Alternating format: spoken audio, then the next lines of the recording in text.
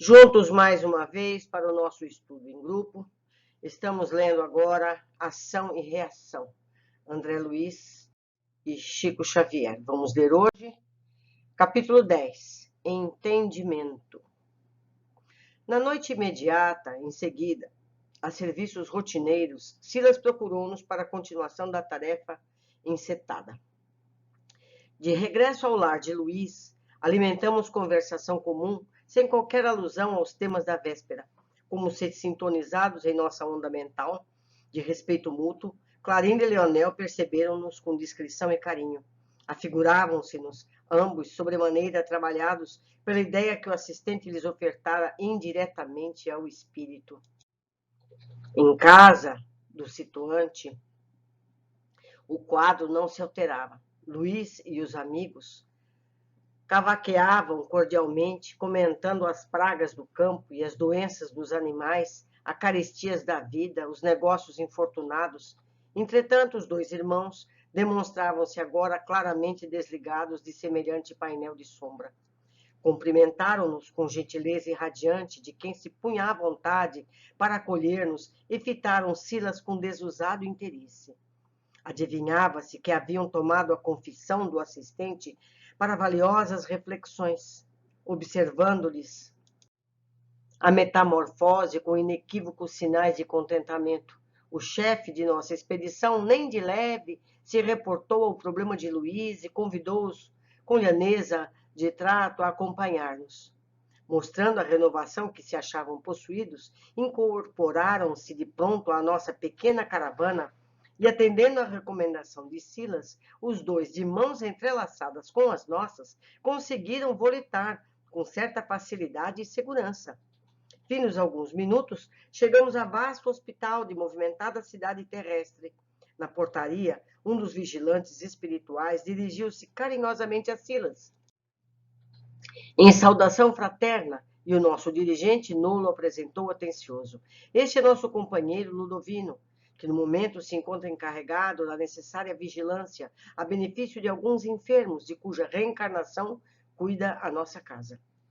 Abraçamo-nos todos irmãmente. Logo após, o responsável por nossa equipe de trabalho tomou a palavra indagando. E nossa irmã Laudemira? Recolhemos hoje notícias graves. Sim, concordou o interpelado. Tudo faz acreditar que a pobrezinha sofrerá perigosa intervenção, envolta nos fluidos anestesiantes que lhe são desfechados pelos perseguidores durante o sono, tem a vida uterina sensivelmente prejudicada por extrema apatia. O cirurgião voltará dentro de 1 hora e na hipótese de os recursos aplicados não surtirem efeito, providenciará uma cesariana como remédio aconselhável. Nosso amigo mostrou funda preocupação e vincalho semblante habitualmente calmo e juntou.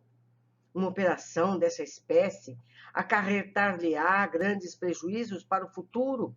Consoante o programa organizado em favor dela, cabe-lhe receber ainda mais 3 filhos no templo do lar, de modo a utilizar-se do presente estágio humano com tanta eficiência quanto se torne possível. O guarda fixou um gesto de respeito e ponderou. Creia então que não há tempo a perder. Silas tomou-nos a dianteira e conduziu-nos à pequena enfermaria, onde a jovem senhora se lamentava, aflita. Simpática matrona, de nevados cabelos, em cuja ternura percebíamos a presença materna, velava atenta, acariciando-lhe as mãos inquietas, notando a expressão de pavor que os olhos da doente exibiam em pranto. Procurei a palavra de Silas quanto à causa de tão agoniado padecimento. Nossa irmã, esclareceu o prestativo, será novamente mãe em minutos breves. Encontra-se, porém, algemada a provas difíceis. Demorou-se muito tempo em nossa mansão, antes de retornar ao corpo denso, de carne, sempre vigiada por inimigos que ela mesma criou em outro tempo, quando se valeu da beleza física para cumpliciar-se com o crime. Bela mulher, atuou em decisões políticas que arruinaram a estrada de muita gente. Padeceu muitos anos nas trevas infernais, entre a carne e a sombra, até que mereceu agora a felicidade de renascer com a tarefa de restaurar-se restaurando algum dos companheiros de crueldade que, na feição de filhos, com ela se levantarão para mais amplos serviços regeneradores. Silas, contudo, lançou-me expressivo olhar e acrescentou: historiaremos o assunto mais tarde. Agora é indispensável agir. Sob a atenção de Clarindo e Leonel, que nos seguiam, surpresos, convocou-nos a Hilário e a mim para o socorro imediato, determinando permanecêssemos ambos em oração. Com a destra colada ao cérebro da doente, começou a fazer operações magnéticas excitantes sobre o colo uterino. Substância leitosa, qual neblina leve, irradiava-se das mãos, espalhando-se sobre todos os escaninhos do aparelho genital. Decorridos alguns minutos de pesada expectativa, surgiram contrações, que pouco a pouco se acentuaram intensamente. Silas, atencioso, controlou a evolução do parto, até que o médico ingressou no recinto. Longe de registrar-nos a presença, sorriu satisfeito, reclamando o concurso de competente enfermeira. A cesariana foi esquecida. Convidou-nos o assistente ao regresso, informando-nos mais tranquilo. O organismo de Laudemira reagiu brilhantemente. Esperamos nós continuar na obra que lhe compete com o êxito necessário. Puséramos-nos de novo a caminho. Leonel, cuja inteligência aguda não perdia os nossos menores movimentos, perguntou a Silas com ar respeitoso se os trabalhos a que se dedicava exprimiam alguma preparação diante do porvir, ao que o assistente respondeu sem pestanejar: sem dúvida, ainda ontem lhes falei dos meus erros de médico, que praticamente jamais o fui, e comentei o plano de abraçar a medicina no futuro entre os encarnados, nossos irmãos. Todavia, para que eu mereça a aventura de tal reconquista, consagro-me nas regiões inferiores que me servem de domicílio ao Ministério do Alívio, criando causas benéficas para o serviço que virão. Causas, murmurou Clarindo, algo espantado. Sim, procurando ajudar espontaneamente, além dos deveres que me são impostos, na luta pela recuperação moral de mim mesmo. Com a bênção divina, alongarei a sementeira de simpatia em meu favor. E, relaxando significativamente o olhar sobre nós, acentuou em seguida a breve minuto de reflexão. Um dia, consoante as dívidas que me pedem resgate, estarei novamente entre as criaturas encarnadas e, para solver minhas culpas, também sofrerei obstáculos e dúvida, enfermidade e aflição. Que mãos caridosas e amigas me amparem daqui, em nome de Deus, porque isoladamente ninguém consegue vencer. E para que braços amorosos se me estendam mais tarde, é imperioso movimente agora os meus no voluntário exercício da solidariedade. O ensinamento era precioso, não apenas para os dois perseguidores que o registravam perplexos, mas também para nós, que reconhecíamos mais uma vez a infinita bondade do Supremo Senhor, que ainda mesmo nos mais tenebrosos ângulos da sombra, nos permite trabalhar pelo incessante engrandecimento do bem, com o abençoado preço de nossa felicidade. Enquanto volitávamos de retorno, Hilário, antecipando minha curiosidade, inclinou a conversação para o caso de Laudemira. Era conhecida de Silas desde muito tempo? Assumira assim o compromissos tão graves para com a maternidade? Que papel representavam os filhos junto dela? Credores ou devedores? Silas sorriu complacente para a arguição cerrada e explicou: inegavelmente, creio que o processo redentor de nossa amiga serve por tema palpitante nos estudos de causa e efeito que vocês vão acumulando. Entregou-se a longa pausa de consulta à memória e prosseguiu. Não podemos, assim, de relance, mergulhar pormenorizadamente no pretérito que lhe diz respeito. Nem posso, de mim mesmo, cometer qualquer indiscrição, abusando da confiança que a mansão me outorga no exercício de meus encargos. Entretanto, a título de nossa edificação espiritual, posso adiantar-lhes que as penas de Laudemira, na atualidade, resultam de pesados débitos por ela contraídos há pouco mais de 5 séculos. 5 séculos! Imagina nós, meus amigos, o que é que a gente deve ter para trás para resolver. Dama de elevada situação hierárquica na corte de Joana II, rainha de Nápoles, em 1414-1435, possuía 2 irmãos consanguíneos, que lhes apoiavam todos os planos loucos de vaidade e domínio. Causou-se, mas sentindo a presença do marido um entrave ao desdobramento das leviandades que lhe marcavam o caráter, acabou constrangendo-o a enfrentar o punhal dos favoritos, arrastando-o para a morte. Viúva e dona de bens consideráveis, cresceu em prestígio por haver favorecido o casamento da rainha, então viúva de Guilherme, duque da Áustria, com Jaime de Bourbon, conde de La Manche. Desde aí, mais intimamente associada às aventuras de sua soberana, confiou-se a prazeres e dissipações, nos quais perturbou a conduta de muitos homens de bem e arruinou as construções domésticas elevadas e dignas de várias mulheres do seu tempo.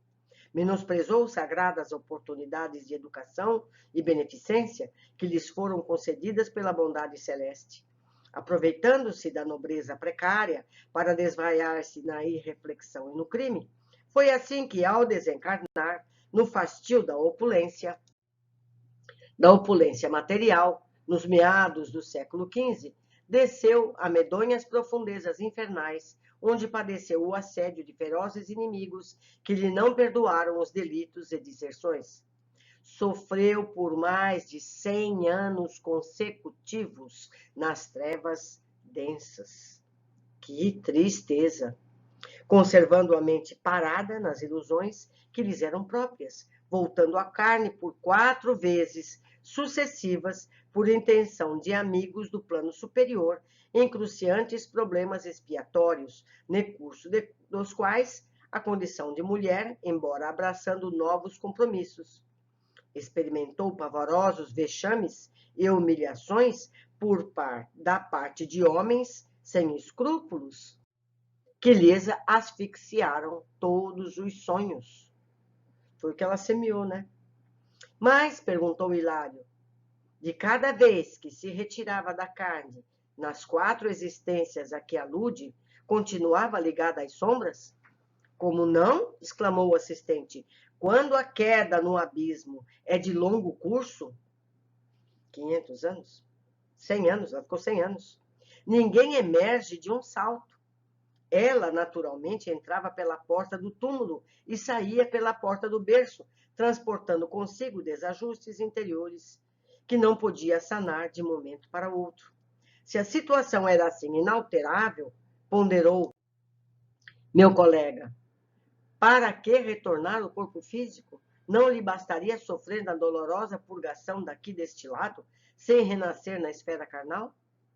A observação é compreensível, ajuntou Silas, paciente. Entretanto, nossa irmã, com o amparo de abnegados companheiros, voltou ao pagamento parcelado de suas dívidas, reaproximando-se de credores reencarnados. Não obstante, mentalmente jungida aos planos inferiores, desfrutando a bênção do ouvido temporário, com que lhe foi possível angariar preciosa renovação de forças. Mas sempre conseguiu ressarcir de alguma sorte os débitos em que se emaranhou? De alguma sorte, sim, porque padeceu tremendos golpes no orgulho que trazia cristalizado no coração. Contudo, a par disso, contraiu novas dívidas, de vez que, em certas ocasiões, não conseguiu superar a aversão instintiva diante dos adversários aos quais passou a dever trabalho e obediência, chegando ao infortúnio de afogar uma criancinha que mal ensaiava os primeiros passos, de modo a ferir a senhora da casa, em que servia de ama, tentando vingar-se de crueldades recebidas. Depois de cada desencarnação, regressava habitualmente às zonas purgatoriais de que procedia, com alguma vantagem no acerto de suas contas, mas não com valores acumulados, imprescindíveis à definitiva libertação das sombras, porque todos somos tardios na decisão de pagar nossos débitos até o integral sacrifício. Contudo, tornou Hilário, sempre que regressava à esfera espiritual, de certo contava com o auxílio dos benfeitores que procuraram refrear-lhe os desatinos. Exatamente, confirmou Silas. Ninguém está condenado ao abandono. Vocês não ignoram que o Criador atende à criatura por intermédio das próprias criaturas? Tudo pertence a Deus, eu deveria ter marcado de amarelo? Vou repetir. Vocês não ignoram que o Criador atende a criatura por intermédio das próprias criaturas. Ou seja, o bem que nós fazemos aos outros, o bem que os outros fazem a nós, é obra divina através de outras criaturas.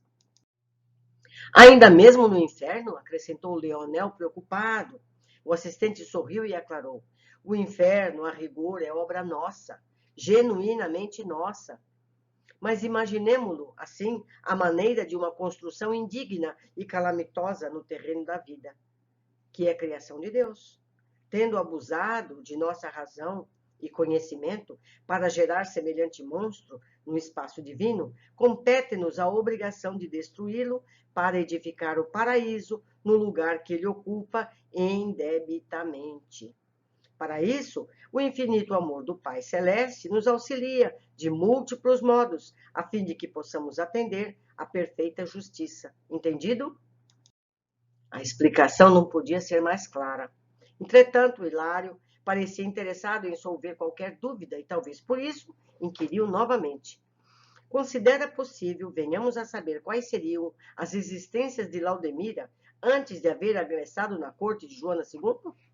Sim, respondeu Silas tolerante. Será fácil conhecê-las, mas não nos convém, num simples estudo, efetuar o tentame, porque o assunto em si reclamaria largas cotas de atenção e de tempo. Basta-lhe pesquisarmos a condição referida, para definir-lhe as lutas redentoras de agora. Porquanto nossos estágios, em qualquer eminência social no mundo, seja no campo da influência, ou das finanças, da cultura ou da ideia, servem como pontos vivos de referência da nossa conduta, digna ou indigna, no usufruto das possibilidades que o Senhor nos empresta, designando com clareza nosso avanço na direção da luz, ou nosso aprisionamento maior ou menor nos ciclos da treva, pelas virtudes conquistadas ou pelos débitos assumidos. A conceituação luminosa de Silas era verdadeiro jogo solar em meu entendimento. Ainda assim, meu companheiro insistiu. Não obstante os seus valiosos conceitos, já expendidos quanto à memória nas regiões inferiores, será interessante saber se Laudemira, antes da atual reencarnação, chegava a lembrar-se com nitidez dos estágios por que passou nas difíceis provações a que se refere. Nosso amigo esclareceu com maior tolerância. Estou na mansão há 8 lustros. Um lustro equivale a 5 anos. Então, 8 lustros são 40 anos. E acompanhei-lhe a internação em nossa casa. Faz precisamente 30 anos, havia encerrado a existência última no plano carnal, no início desse século. Esse livro é escrito em meados do século passado. E atravessava longos padecimentos nas esferas de baixo nível. Ingressou em nosso instituto acusando terrível demência, submetida à hipnose, revelou os fatos que venho a narrar, fatos esses que constam naturalmente da ficha que lhe define a personalidade, no arquivo das observações que nos orientam. Nossos instrutores, porém, não julgaram necessário o mais amplo recuo mnemônico, pelo menos por enquanto, para lhe prestarem auxílio.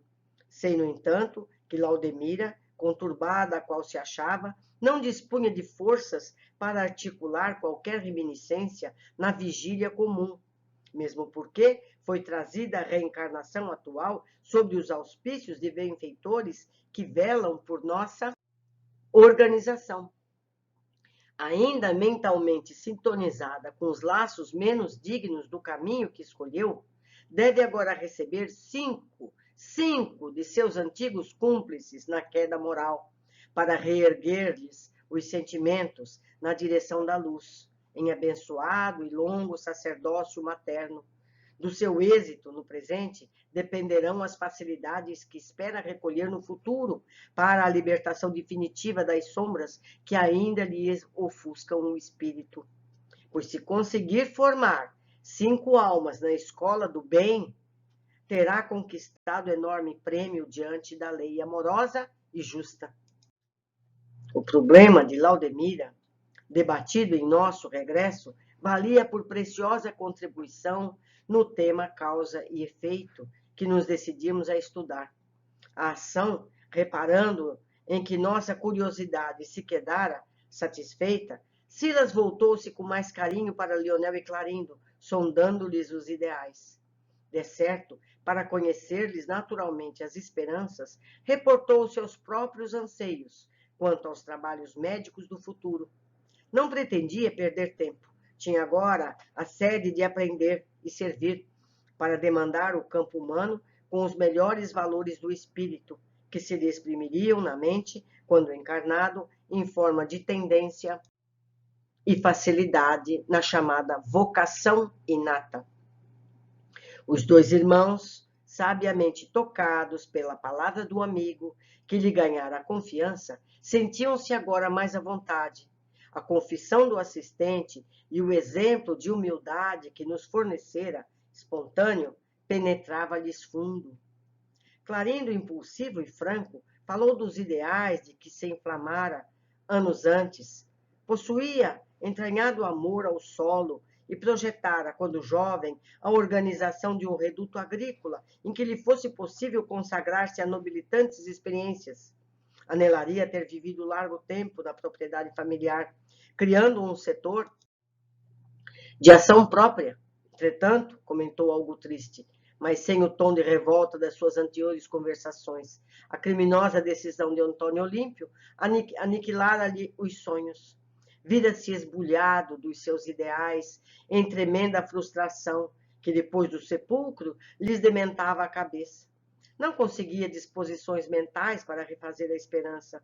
Sentia-se como o desespero em pessoa, como alguém que se identificasse irremediavelmente aguilhoado a pelourinho degradante. Clarindo mostrava agora inflexão de pranto na voz, revelando-se imensamente transformado. Leonel, cuja inteligência refinada nos infundia cauteloso respeito, estimulado por Silas, começou a dizer de sua inclinação para a música. Quando menino, entre os homens, acreditava-se talhado para a arte sublime. Jovem, apaixonara-se pela obra de Beethoven, cuja biografia guardava de cor.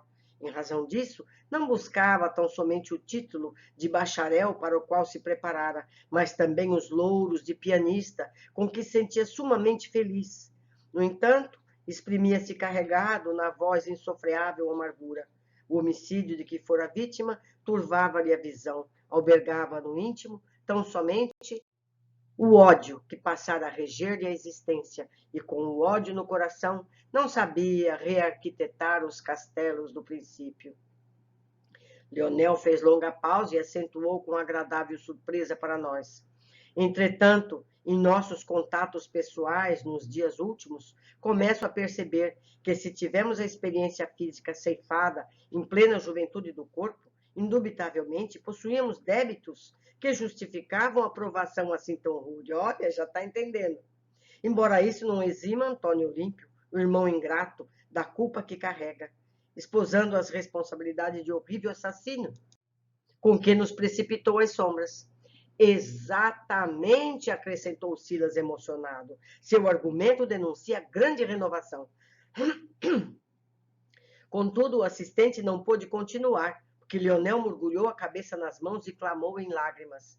Mas, ó Deus, por que nós conhecemos a alta virtude do perdão quando já nos enodoamos no crime? Por que só tão tarde os desejos de restaurar o campo de nossas aspirações, quando a vingança já nos crestou a vida no incêndio do mal? Enquanto Clarindo lhe acompanhava a explosão de dor e remorso, com sinais de aprovação, e Silas o acompanhia, generoso, de encontro ao peito, pressentimos que Leonel se reportava à morte de Alzira, debaixo da obsessão que, sem dúvida, ele e o irmão haviam comandado.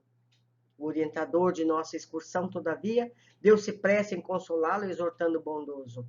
Chora, meu amigo, chora, que as lágrimas purificam o coração.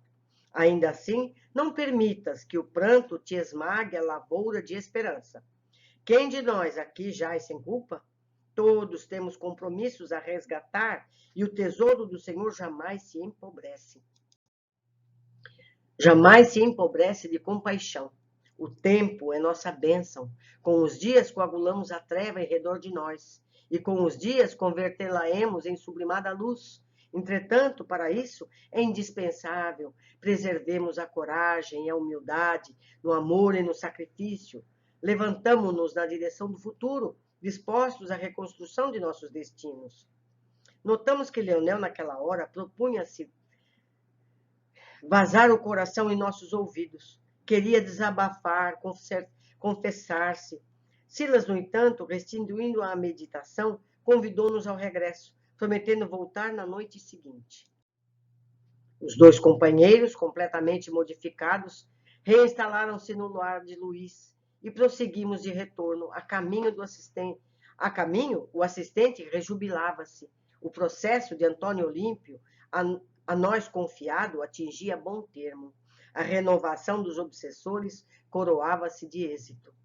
E o chefe da nossa expedição dizia aguardar para a noite imediata o entendimento entre Alzira e aqueles que lhe seriam filhos no porvir, depois do qual seriam ambos internados na mansão, com pleno assentimento deles mesmos, tendo em vista a preparação do futuro, na casa dirigida por Druso. Trabalhariam e reeducar-se-iam, encontrando novos interesses mentais e novos estímulos para a necessária recuperação.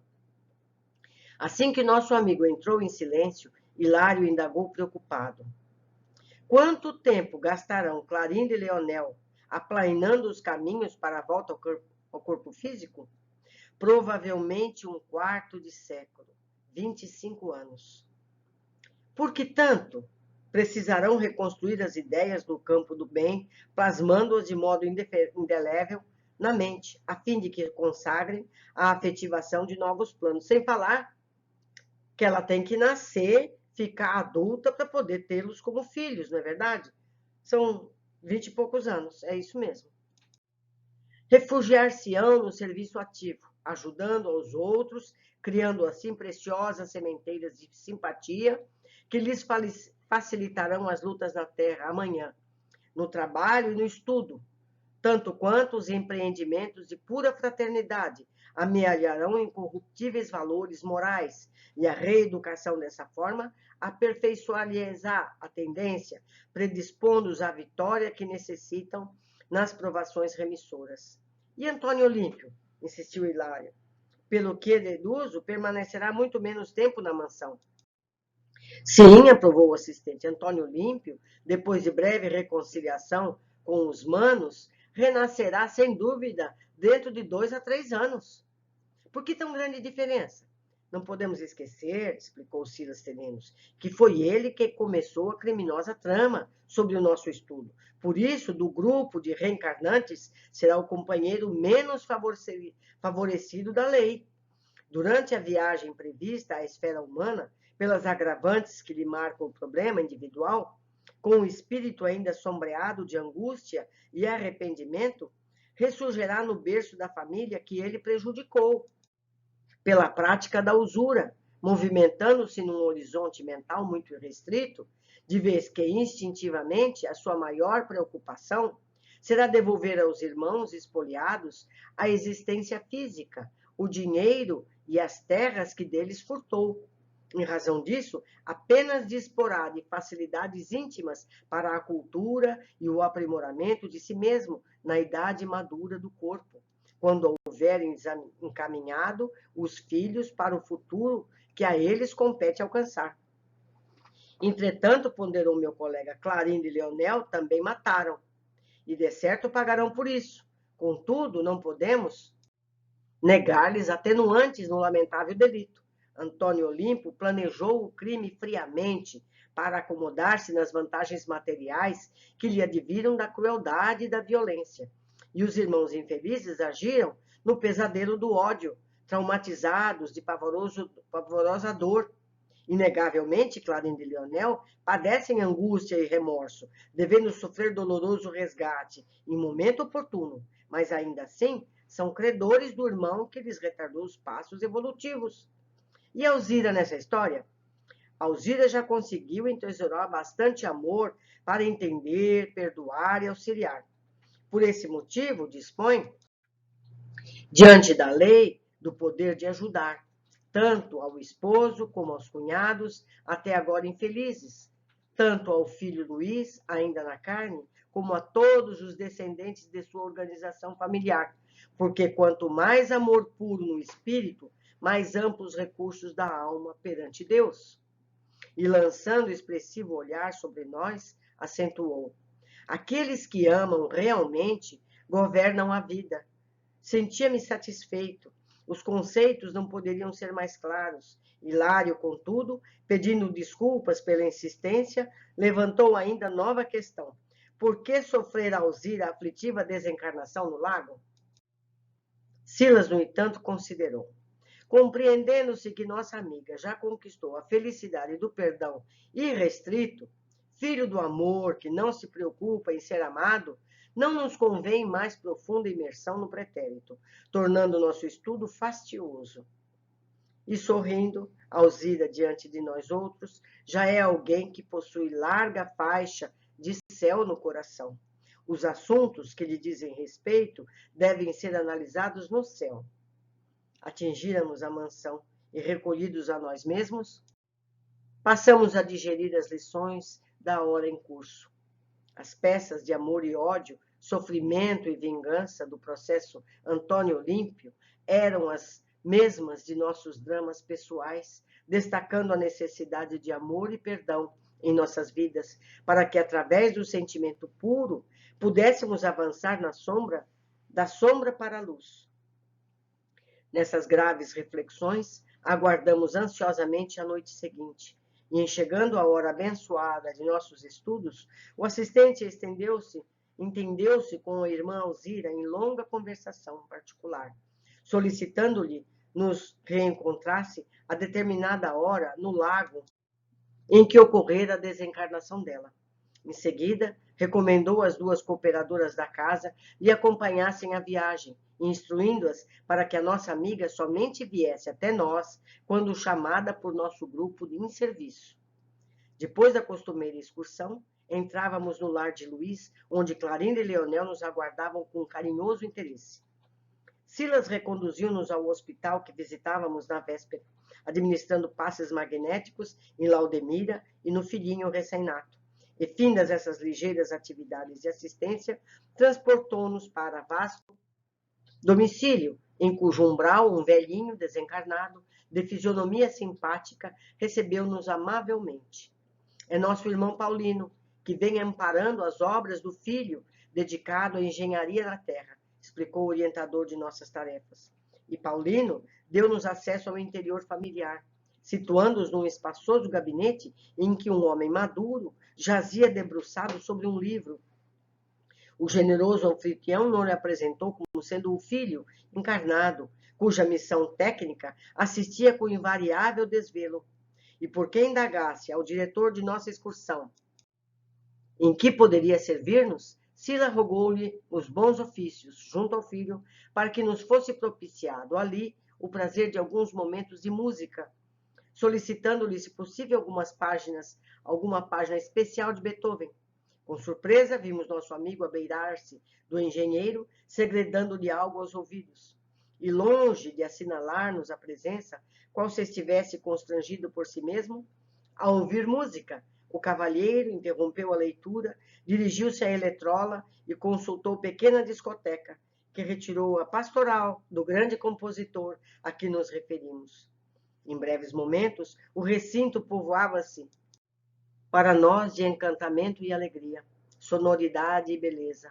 Silas, com a alma e coração, ouvia conosco a sinfonia admirável, toda ela estruturada em bênçãos da natureza sublimada.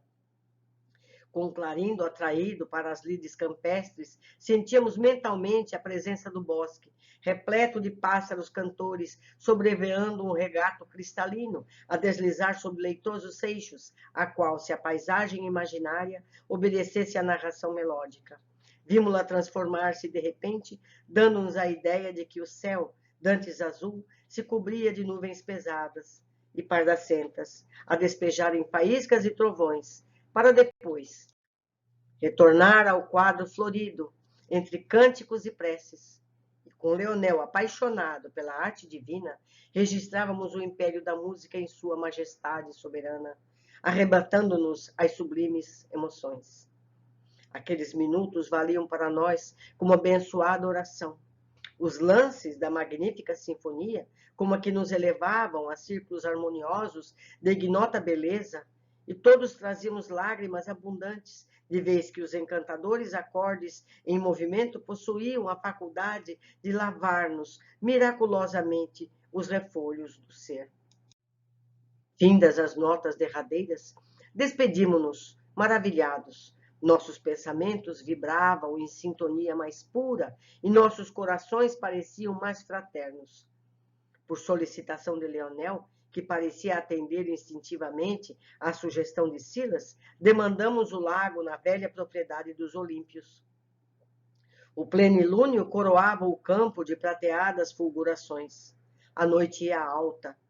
Tomando a iniciativa, o irmão de Clarindo passou, então, a relatar-nos quanto já sabíamos, detendo-se em copioso pranto ao referir-se à morte da cunhada, sobre quem atirara as farpas de sua ira. Extremamente surpreendidos, Hilário e eu anotávamos a paciente atenção de Silas em lhe ouvindo a confissão, como se o assunto lhe fora absolutamente novidade. Depois de mais de uma hora em que o nosso companheiro sofredor se mantivera com a palavra, o assistente em particular chamou-nos à mais nobre compreensão, declarando a Hilário e a mim que o nosso amigo tinha necessidade de expungir o coração ferido às suas dores e que, de nossa parte, embora lhe conhecêssemos o drama íntimo, não nos cabia cercear-lhe a confissão, e sim acolhê-la fraternalmente, partilhando-lhe a carga de aflição, para que se lhe aliviasse as chagas do pensamento. Logo após, Silas envolveu a ambos os irmãos numa interessante palestra, propondo-lhes o reajustamento por meio de luta reparadora. Não desejariam retomar, porventura, o caminho terrestre? Por que não abraçarem trabalho novo, buscando o renascimento da mesma família de que provinham? Não seria mais agradável e mais fácil conquistar a reconciliação e, com isso, reentrar na posse das antigas aspirações, marchando com elas no plano físico, ao encontro de preciosos degraus para a vida superior? Leonel e Clarindo, porém, quase que de modo simultâneo, lamentaram-se quanto ao problema de Alzira. Em verdade, no desespero da própria causa, haviam aceitado as sugestões da loucura, gastaram anos a fio estendendo a crueldade das trevas. Entretanto, nada lhes doía tanto como a violência praticada contra a esposa de Antônio Olímpio, que, horrorizada ante a perseguição deles, se havia arrojado naquelas águas de terríveis reminiscências. Mas e se Alzira lhes trouxesse em pessoa o abraço de entendimento e auxílio? E como sorrissem de esperança, do turbilhão das próprias lágrimas, o assistente afastou-se por alguns minutos e voltou, trazendo em sua companhia a generosa irmã, que, envergando cintilante roupagem, lhes estendeu as mãos a ofertar-lhes o colo maternal, resplandente de amor. Leonel e Clarindo, como se fossem feridos de morte, caíram genuflexos, esmagados de medo e júbilo.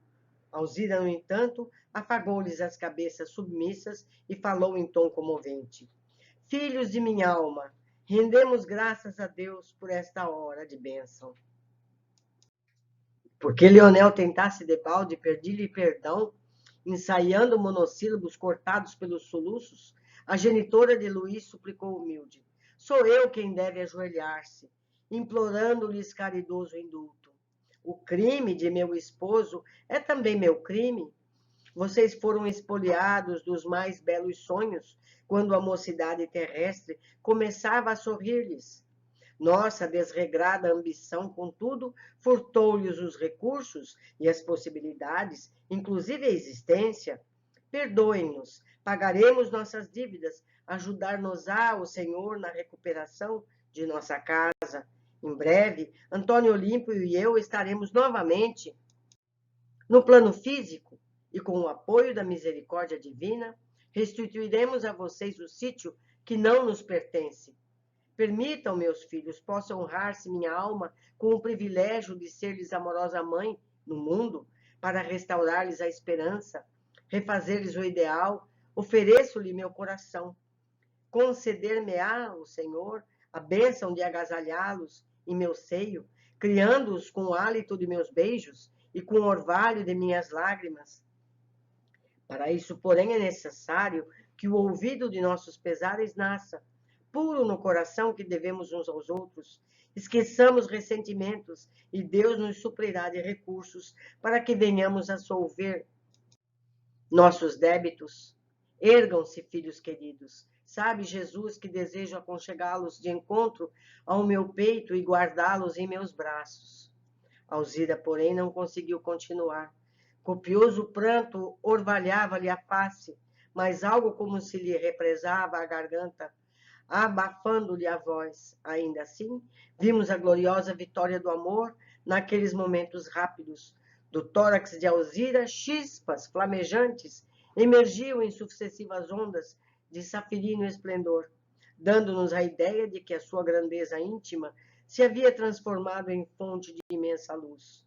Amparados por ela, Clarindo e Leonel levantaram-se, à maneira de duas crianças atraídas pela ternura materna, e enlaçaram-na em comovedores soluços. Nossa companheira, acariciando-os, reconhecida, acolheu-os no regaço como se passasse a reter consigo dois tesouros do coração. Atendendo ao mudo sinal do orientador de nossa excursão, auxiliamo-la como se fazia preciso, e depois de algum tempo, transportando conosco os dois novos amigos, dávamos entrada no grande instituto. Após interná-los em departamento adequado, falou Silas contente. Graças a Deus, nossa tarefa está cumprida.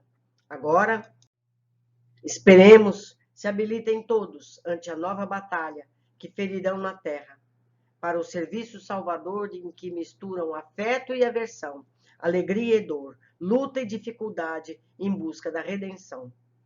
Em meu entendimento, perguntas diversas nasciam, imperiosas, mas compreendi que a lei de causa e efeito agiria infatigável para as personagens de nossa história. E meditei nas minhas próprias dívidas. Foi então que, ao invés de indagar, beijei respeitoso as mãos do assistente, na condição do aprendiz, reconhecido a um instrutor generoso, e recolhi minha prece em silêncio, agradecendo a Jesus a valiosa lição. Impressionante como a organização divina tudo prepara para que todos possam crescer, não é verdade?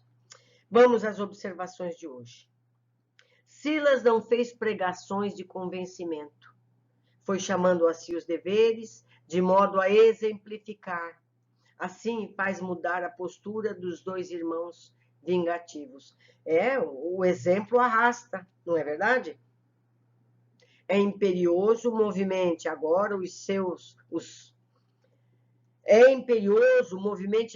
os meus no voluntário exercício da solidariedade. Os dois irmãos, sabiamente tocados pela palavra do amigo, que lhes ganhara a confiança, sentiam-se agora mais à vontade. A confissão do assistente e o exemplo de humildade que nos fornecera, espontâneo, penetrava-lhe fundo. Vemos a história de Laudemira, que errou inúmeras vezes durante várias vidas. Sofreu por mais de 100 anos consecutivos nas trevas densas. Então reencarnou 4 vezes para abrandar os erros dessa vida opulenta e desviada do bem.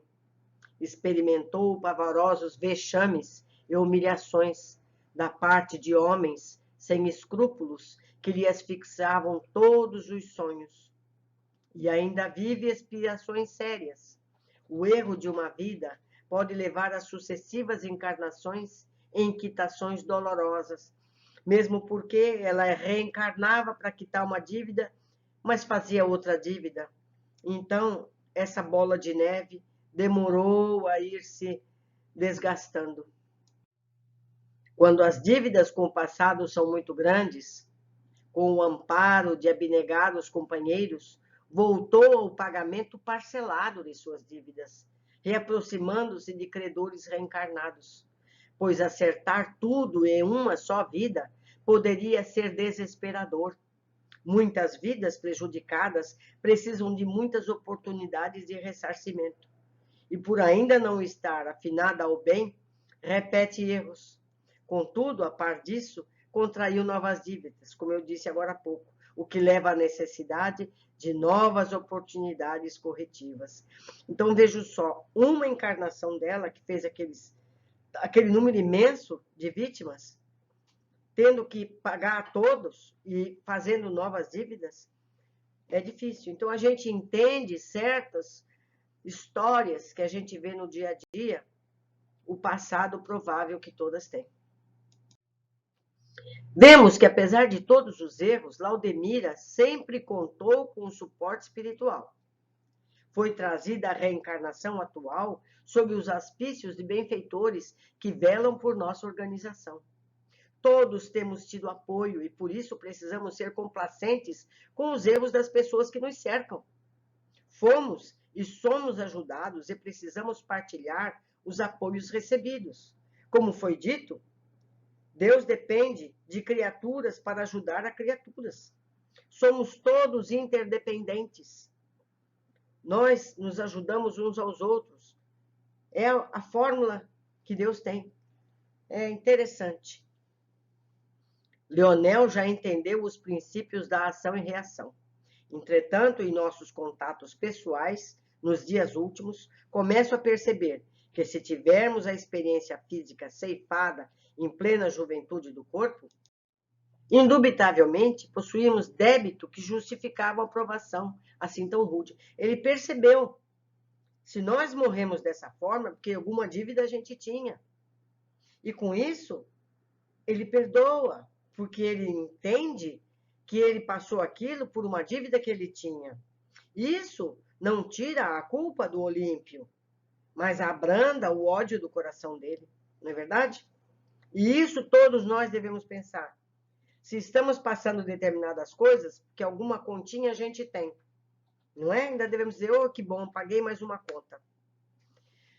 Vemos aqui quanto trabalho é necessário para que os ajustes sejam feitos. Quantas almas abnegadas têm trabalhado para reunir e abrandar almas para que possam seguir em seus resgates.